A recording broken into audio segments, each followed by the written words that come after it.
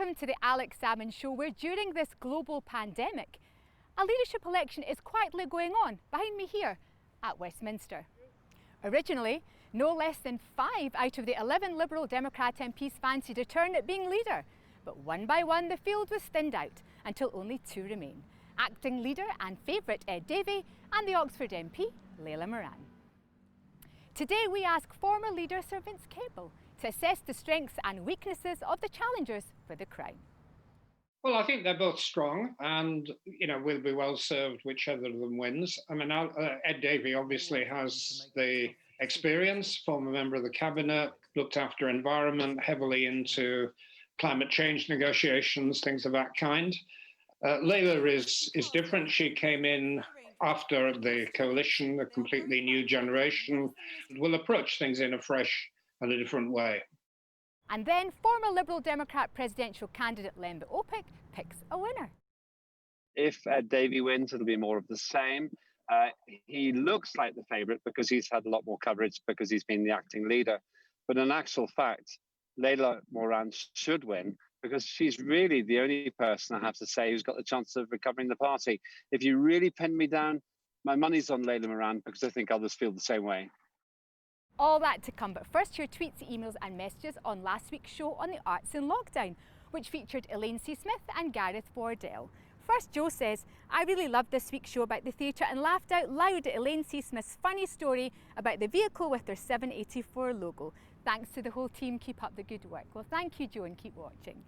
Richard says, just watched your interview with Alex Salmond. He's speaking about Gareth Wardell's interview. Great to hear about your work championing the arts in Scotland and establishing a national youth theatre. Agree with your criticism of Edinburgh Festival, now dominated by comedy and commercial interests. It urgently needs an overhaul. Fraser says, it's quite a relief this Edinburgh Festival is not on. It's so peaceful here. It is exhausting hearing these thespians doing Edinburgh. Nelson says, a fine example in furthering interest and encouragement in this field. Much attention has always been given to the tourism industry. There is, of course, the real task ahead in the rebuilding of industrial workplaces that once were. Bridie says, I took Spanish friends last year. It was dreadful. We couldn't walk, couldn't find a place to eat or sit. They had a very bad impression of Edinburgh. Dave says, I've been a fan of the Edinburgh Festival and have introduced many of my friends and family to it. Pity it's not on. Raymond says, was there last year for the festivals. Loved it. One of my best vacations ever. And finally, I Aberdeen say, great to see the Edinburgh Festivals continuing as an online event. But now to the Liberal Democrats, where Alex is joined by the former party leader, Sir Vince Cable. Now, to assess this two-horse race for the Liberal Democrat leadership, who better than former party leader Sir Vince Cable, who joins me from his home in Twickenham. Vince, welcome to the Alex Salmond Show. Oh, it's great to be with you, Alex. Now, Sir Vince, the Layla Moran, Ed Davey, both served under you when you were Liberal Democrat leader. You know them particularly well. What would you say the contrasting styles and the strengths and weaknesses of both candidates are? Well, I think they're both strong and, will be well served whichever of them wins. I mean, Ed Davey obviously has the experience, former member of the cabinet, looked after environment, heavily into climate change negotiations, things of that kind. Knows a lot of economics, good economic background.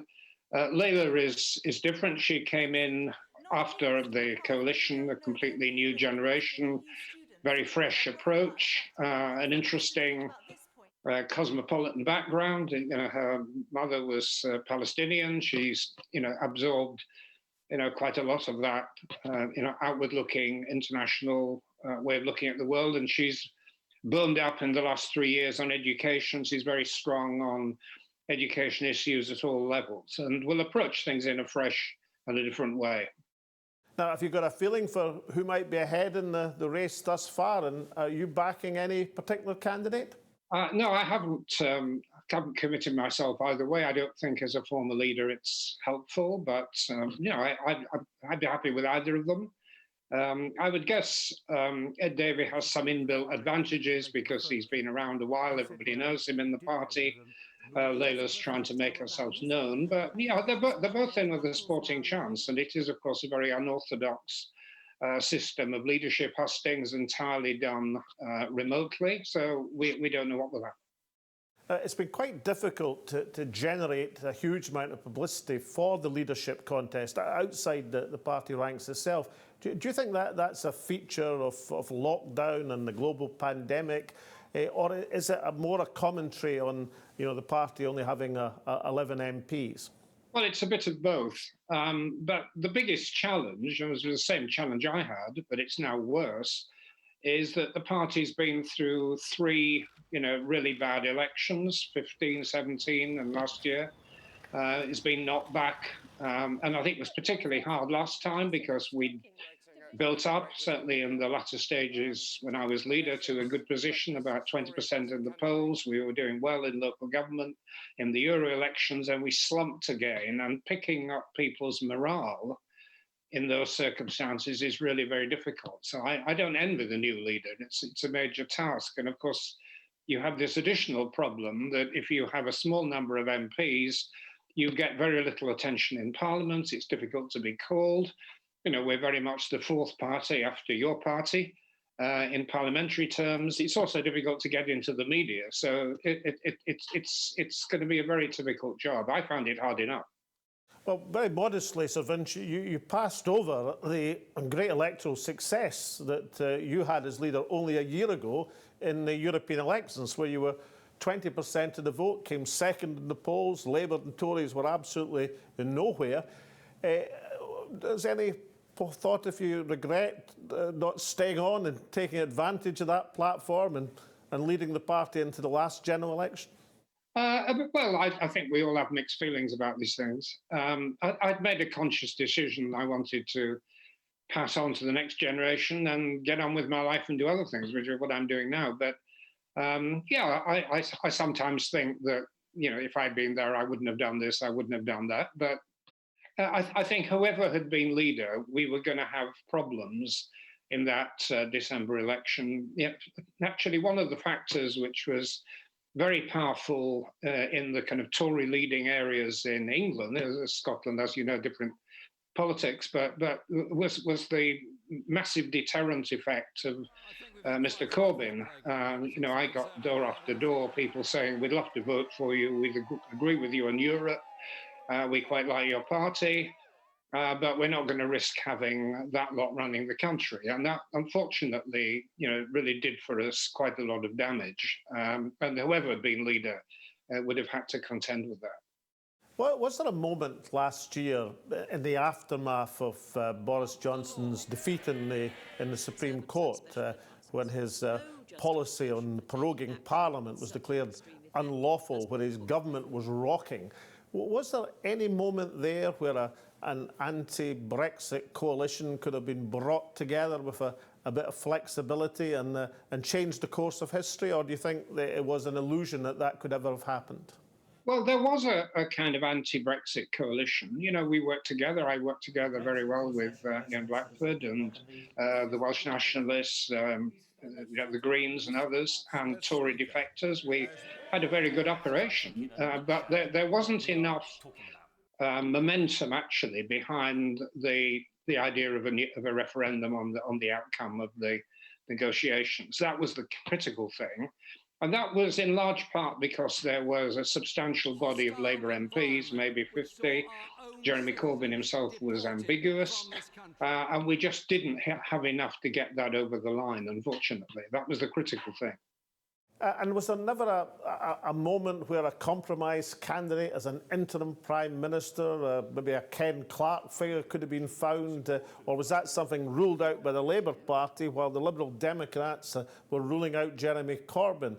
Was there nothing could have been done to given the proximity of Brexit, to tip Johnson out of Downing Street while you had the chance? I think that was the optimal outcome. I certainly favoured it and I argued for it, and a lot of us did. Somebody like Ken Clarke, they know well this, but he was a superb character who wasn't a party leader, could have commanded cross-party support. That was indeed the solution.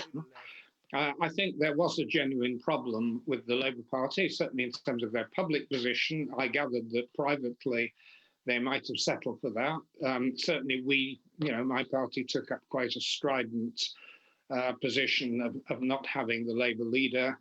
I think if we could have got that neutral third party figurehead leader, we might have made some headway. And I think historians will focus on that particular point. That was a point at which the campaign started to ebb away.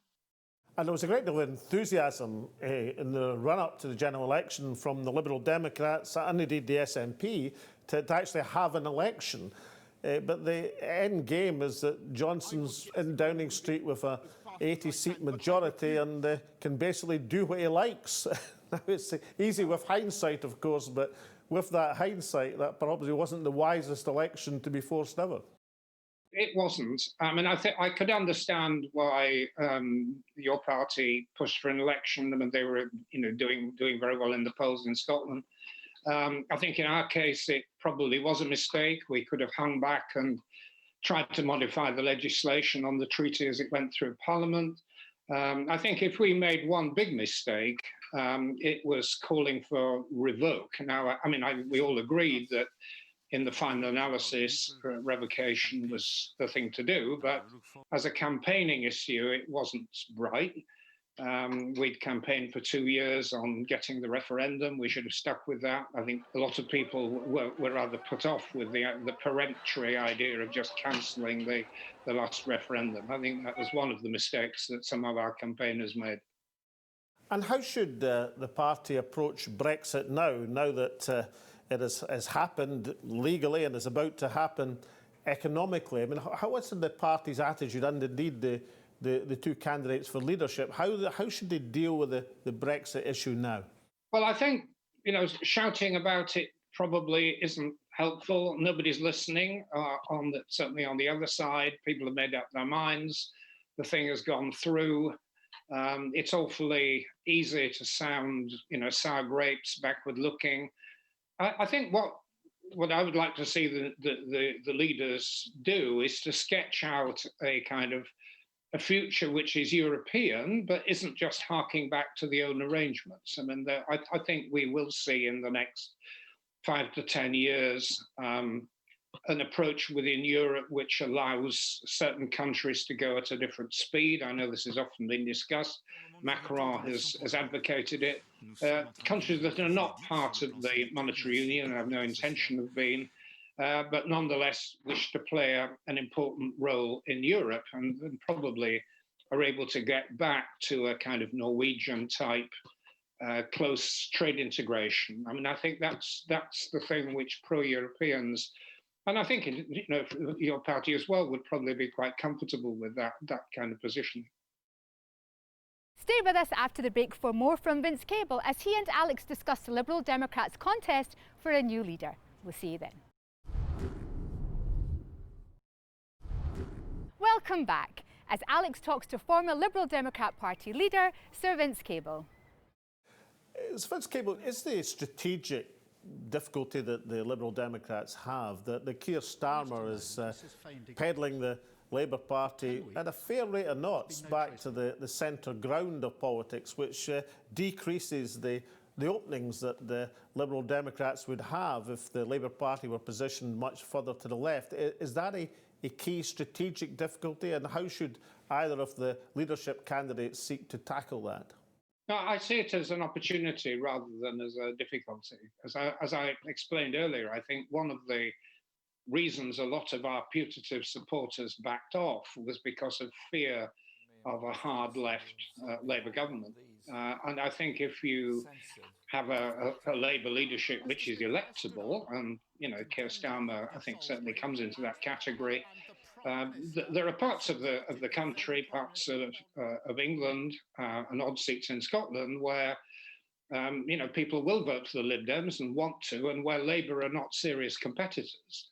I'm thinking of my own seat, where there's now a big Lib Dem majority, but there are lots of other places around in the south of England, the Guildfords, the Winchesters, which didn't go last time, which would go next time, some of the suburbs of Manchester, Harrogate in Yorkshire, places like that. Maybe there are 30 plus seats which we could win in a way that we're complementary to the Labour Party rather than competitive with it. And if that happens, you've got serious numbers for an alternative government.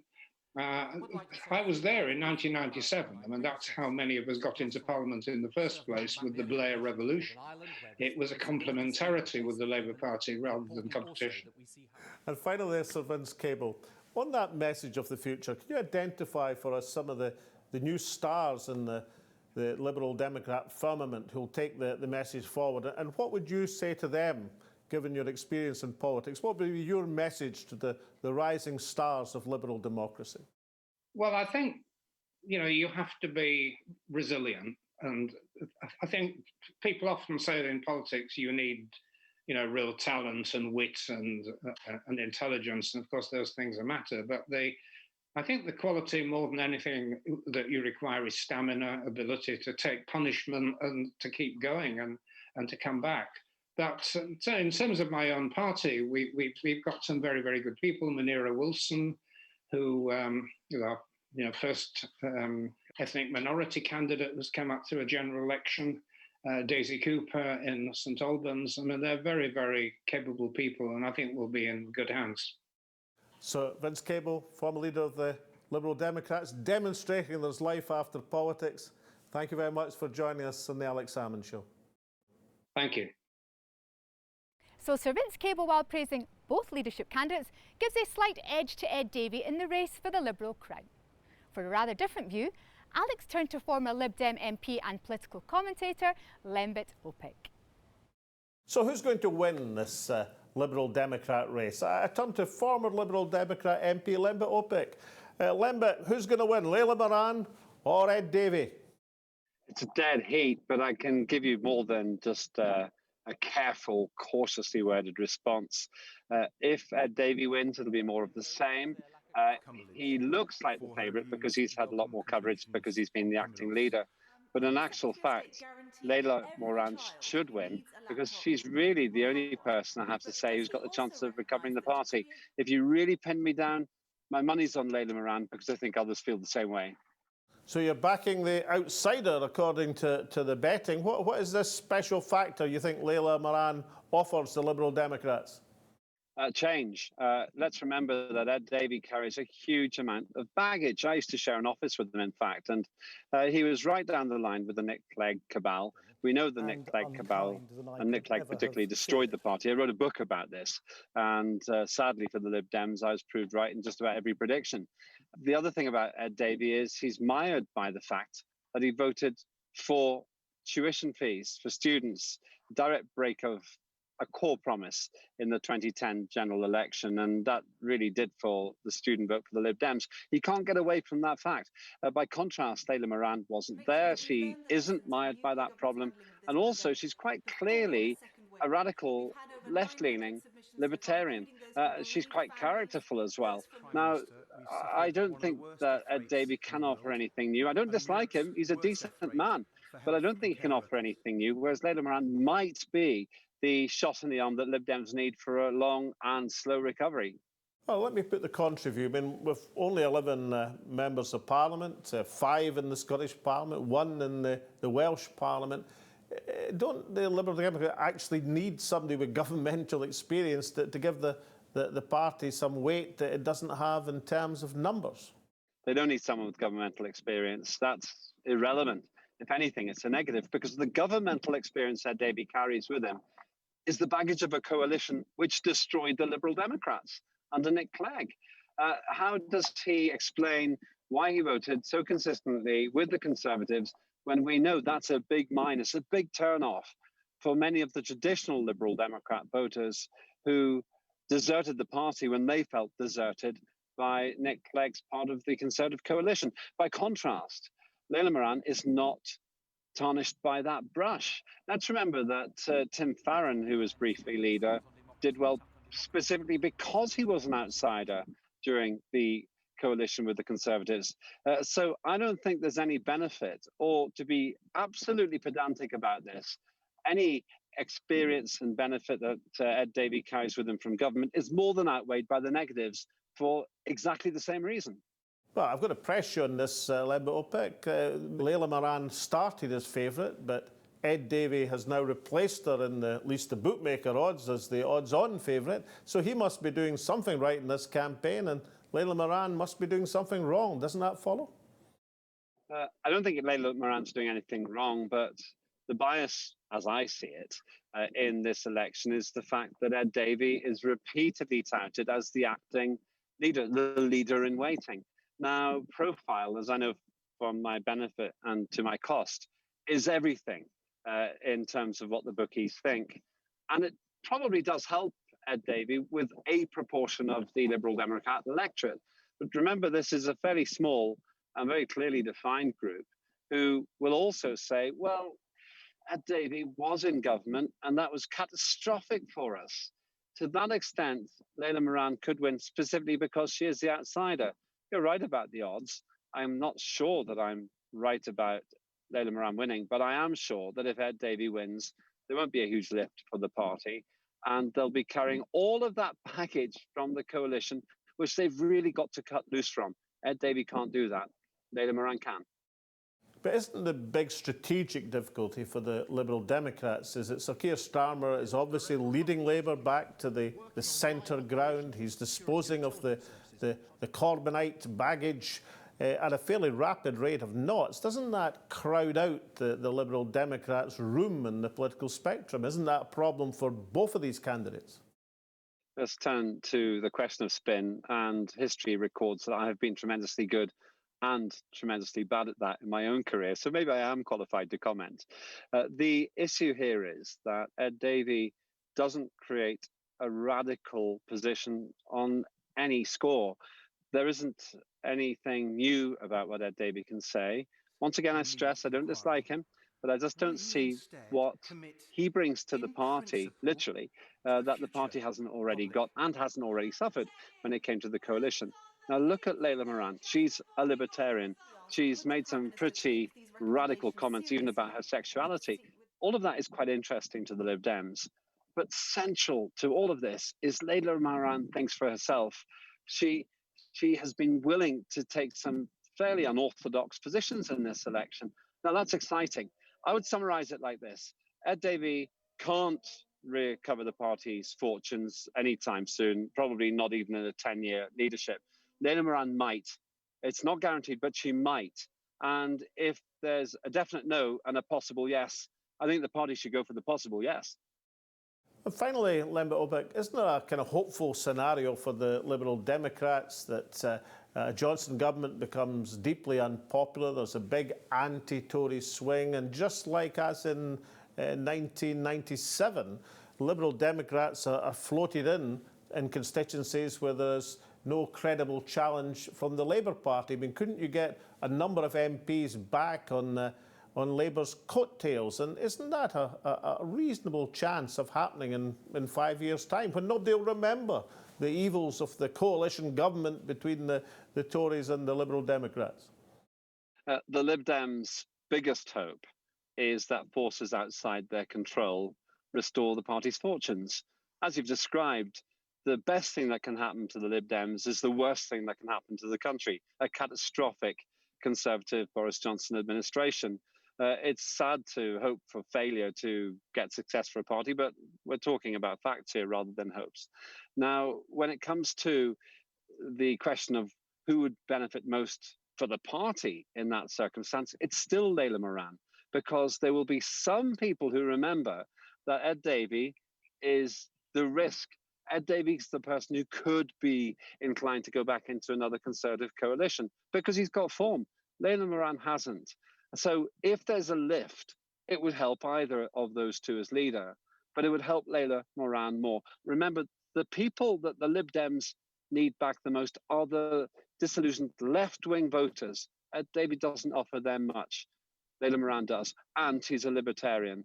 That's a bit of a wild card in British politics, but it's a wild card I'd be willing to play when you've got little more than a busted flush in your hand. Well, you've been a wild card yourself a number of times. Lembit, Opik, thank you for appearing once again on the Alex Salmond Show.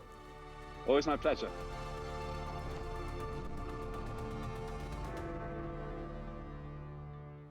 The Liberal Democrat leadership contest has taken place against the backcloth of a global pandemic.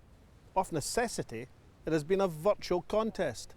However, Sir Vince Cable is refreshingly frank when he says that even in different circumstances, it would have been difficult to sustain much excitement. After all, the Liberals have been through 3 bruising general election contests in quick succession, the last of which they did much themselves to provoke. However, politics is always changing. The great Liberal revival has been forecast many times since Lloyd George left office a century ago. But rather like the Holy Grail, it's been difficult to find and even more difficult to retain. Equally, the equivalent and opposite suggestions of the party's imminent demise have also been greatly exaggerated. There have been ups and downs, but they're not dead yet. And in politics, where there's any life at all, there's always hope. And so from Tasmina, myself and all at the show, it's goodbye for now. Stay safe. We'll see you again next week.